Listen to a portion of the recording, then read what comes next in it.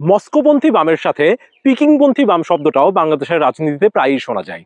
কিন্তু এই পিকিংপন্থী বাম মানে কি?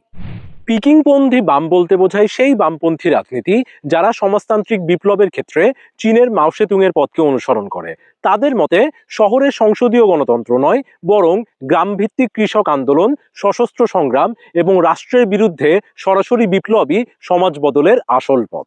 বাংলাদেশে এই ধারা জনপ্রিয় হয়ে ওঠে যখন অনেক বাম নেতা মনে করেন যে মস্কোপন্থীরা খুব বেশি আপোষকামী হয়ে পড়েছে। এর বিপরীতে পিকিংপন্থীরা মনে করতেন রাষ্ট্র নিজেই শোষণের যন্ত্র, তাই রাষ্ট্র দখল নয়, রাষ্ট্র ভাঙাই লক্ষ্য।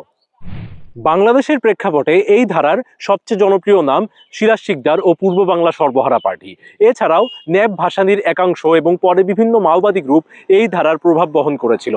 তারা দিনমজুর, কৃষক এবং প্রান্তিক মানুষের মাঝে সংগঠন গড়ে তুলতে চেয়েছিল, যদিও তারা তাতে খুব একটা সফল হয়নি। তবে এই ধারার মূল বাধা ছিল ভয়াবহ রাষ্ট্রীয় দমন, গণবিচ্ছিন্নতা এবং গণভিত্তির অভাব। তাই পিকিংপন্থী বামেরা আদর্শিকভাবে শক্তিশালী হলেও রাজনৈতিকভাবে টিকে থাকতে পারেনি। তবে তারাই বাংলাদেশের রাজনৈতিক ইতিহাসে প্রশ্ন তুলেছিল যে সংসদ আর নির্বাচন দিয়ে সত্যি কি শোষণ নিপীড়ন বন্ধ করা যায়।